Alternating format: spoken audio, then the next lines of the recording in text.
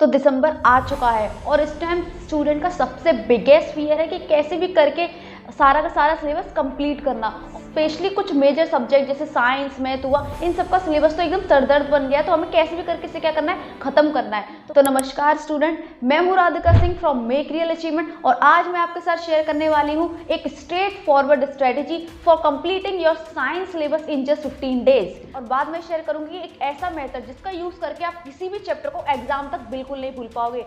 तो स्टार्ट करते हैं अपनी शुभ लाइन के साथ। Let's together make your achievement real and let's get started.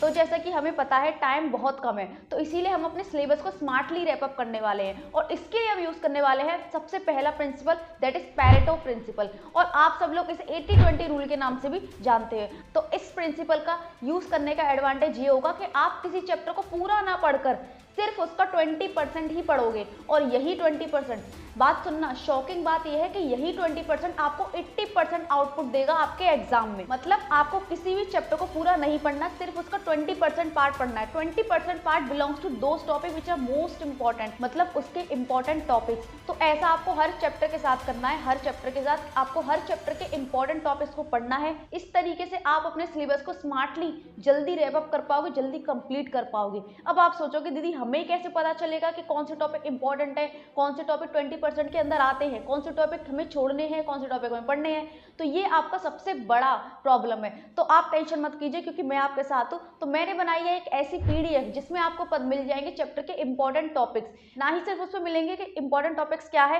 Plus ये भी पता चल जाएगा कि इंपॉर्टेंट टॉपिक से क्वेश्चंस कैसे फॉर्मेट में आएंगे। लेट्स सपोज कि केमिकल रिएक्शन और इक्वेशन का ये वाला पेज देखिए, इसमें क्या लिखा है मैंने, balance equation is most important. तो आपको इक्वेशन बैलेंस करना है, प्लस उसके साथ लिखा है कि एमसीक्यूज, ये बैलेंस वाला क्वेश्चन किस तरीके से आ सकता है, या फिर तो वो एमसीक्यूज में आएगा या फिर वो आएगा स्टेटमेंट टू इक्वेशन वाले क्वेश्चंस में, जिसमें हम स्टेटमेंट आपको दे रखा होता है और बोला होता है कि इक्वेशन बनाओ देन इसे बैलेंस करो।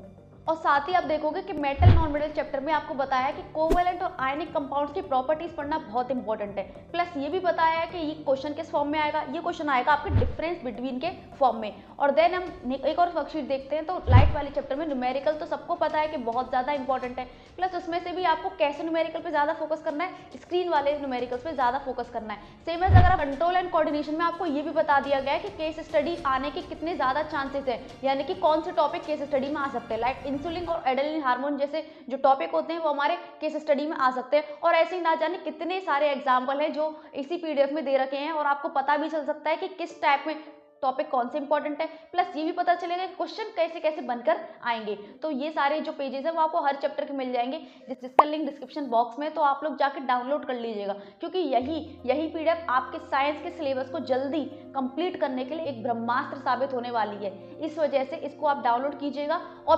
प्रॉपरली पढ़ना है ना।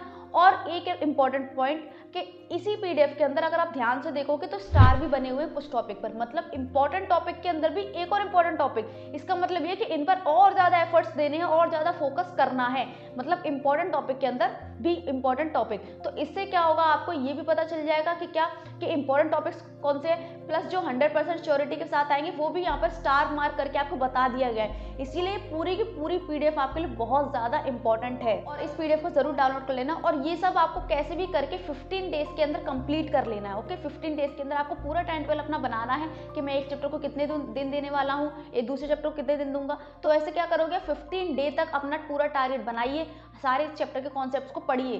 तो रास्ता मैंने बता दिया और अब उस पर चलना, उस पर मेहनत करना, ये सब आपके हाथ में है, क्योंकि अभी नहीं तो कभी नहीं, क्योंकि एग्जाम के हम ऑलरेडी करीब आ चुके हैं। अब कब जगोगे, इस वजह से मैंने बोला है कि आप जल्दी से जल्दी अपने 15 डेज में इसको कंप्लीट कर लीजिएगा। तो अब हम बात करते हैं कि नेक्स्ट 15 डेज में क्या करना है, क्योंकि ताकि हमारा पूरा का पूरा जो महीना है वो एकदम हम टेंशन फ्री हो जाए, साइंस के सिलेबस को पूरा कंप्लीटली खत्म कर। तो 15 डेज में आपको करना है रिवीजन। अगर मैं आपको बताऊं कि मैं आपको एक ऐसा मेथड बता दूं जिसे यूज करके कि आप एग्जाम तक कभी नहीं भूलोगे उस चैप्टर को, यानी कि एक बार पढ़ो देन उसे आप कभी नहीं भूल पाओगे। इस मेथड को हम बोलते हैं ट्रायंगल स्ट्रेटेजी। इसमें मेजरली 3 लेयर हैं, बॉटम से लेकर हम टॉप तक हर एक लेयर को समझेंगे और हम तो बॉटम से लेकर टॉप तक अपने स्कोर को भी बढ़ाएंगे और इंक्रीज करेंगे।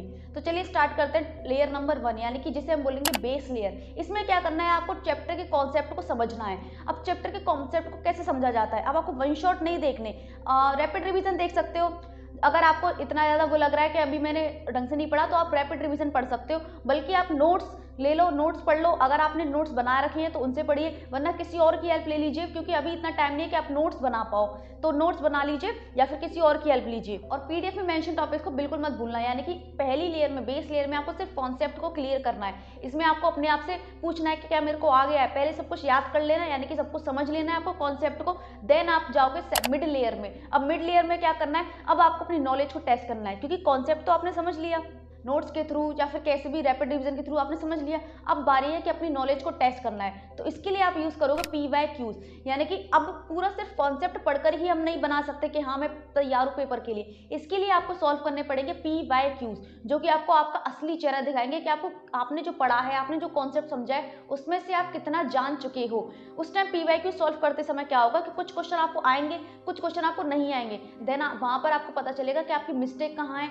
आपके वीक पॉइंट्स कहाँ पर है, और उन पॉइंट्स को दोबारा से लिखना है, यानी कि देखना है, एनालाइज करना है कि किन टॉपिक्स में मैं ज्यादा अटक रहा हूँ, किस रिएक्शन में मैं ज्यादा अटक रहा हूँ, किस टाइप के न्यूमेरिकल्स में ज्यादा अटक रहा हूँ, किन डायग्राम्स को मैं कर नहीं पा रहा। तो इस तरीके के मिस्टेक्स आपको दिखेंगी, क्योंकि PYQs करोगे तो अलग अलग कॉन्सेप्ट के क्वेश्चन बनेंगे, और देन आपको पता चलेगा कि अभी मुझे ढंग से नहीं आया। फिर दोबारा आपको जाना है बेस लेयर में, जहाँ पर दोबारा आपको कॉन्सेप्ट क्लियर करना है, फिर आपको मिड लेयर में जाना है, यानी कि बेस और मिड लेयर आपके फाउंडेशन है, इनको छोड़ना नहीं है। इन दोनों को आपको क्या करना है, कंबाइन करके चलना है, पहले कॉन्सेप्ट फिर PYQs, अगर नहीं सॉल्व कर पा रहे दोबारा लौटो कॉन्सेप्ट पे फिर PYQs। तो इस तरीके से आपको अपनी नॉलेज को टेस्ट करना है। अब हम चलते हैं इस ट्रायंगल की टॉप लेयर पे, क्योंकि टॉप लेयर जो कि बहुत ज़्यादा इंपॉर्टेंट लेयर है इसकी, क्योंकि अगर वो नहीं होगी तो हम टॉप तक कैसे पहुंचोगे। तो इसमें आपको सॉल्व करने हैं सैंपल पेपर, क्योंकि कॉन्सेप्ट आपने स्ट्रॉन्ग कर लिए, PYQs आपने सॉल्व कर लिए, अब आपको आ चुका है कॉन्फिडेंस, अब आपको पता है कि अब मैं हर टाइप के क्वेश्चन बना सकता हूँ। देन फिर आपको टेस्ट करना है सैंपल पेपर से। उसमें क्या करना है, एक सैंपल पेपर आपको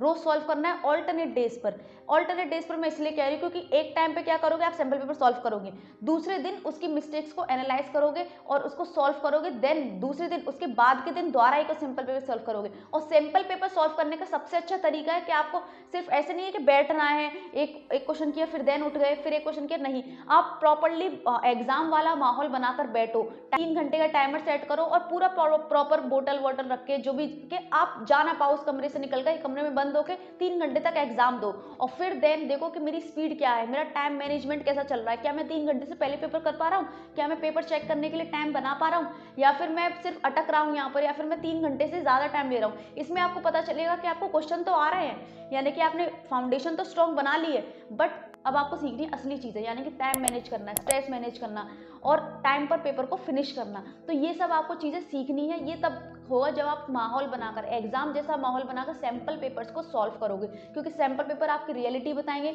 उसमें आपको पता चल जाएगा कि एग्जाम का पैटर्न क्या होने वाला है, कितने MCQs आने वाले हैं, किस टाइप के क्वेश्चन आने वाले हैं, किस टाइप मतलब किस क्वेश्चन में मुझे कितना बड़ा आंसर लिखना है। इसमें आपको ये भी पता चल जाएगा कि कौन से टॉपिक बार बार रिपीट हो रहे हैं, क्योंकि अगर आपने इंपॉर्टेंट टॉपिक यानी कि रिपीटेड टॉपिक्स को अगर आपने मास्टर कर लिए तो 70% पेपर प्रिडिक्टेबल हो जाएगा आपके लिए। मतलब जो क्वेश्चन आपने सॉल्व किए थे वही क्वेश्चन आपको एग्जाम में दिखने वाले हैं, अगर आपने सिंपल इंपॉर्टेंट टॉपिक्स को मार्क कर लिया, इंपॉर्टेंट टॉपिक को मास्टर कर लिया। तो इसीलिए मैं बार बार कह रही हूँ कि PDF जरूर डाउनलोड कर लेना, आपको उसमें सब कुछ मिल जाएगा, सब कुछ एवरीथिंग। और इस तरीके से आप टॉप से यानी कि बॉटम से लेकर टॉप तक इस तरीके से आप आगे बढ़ोगे, और इस रिवीजन ट्रायंगल को अगर आपने यूज कर लिया तो देन कोई भी चैप्टर आप एग्जाम तक या एग्जाम के बाद भी नहीं भूल पाओगे। क्योंकि सोचना अब आपको है कि आपको अभी भी टाइम वेस्ट करना है कि मैं कैसे करूँ, सिर्फ सोचते रहना है, या फिर जो डायरेक्शन मैंने दिखाई है आपको उसी डायरेक्शन में सीधे चलते जाना है। ओनली एक ही डायरेक्शन में अपनी फोकस, अपनी कंसिस्टेंसी, अपनी मेहनत लगानी है। कंसिस्टेंसी और मेहनत के साथ इस स्ट्रेटेजी को फॉलो करो और मुझे जरूर बताना। अपने लिए मैं आपको एक चैलेंज देती हूँ कि 15 डेज में आपको ये जो मैंने PDF दी है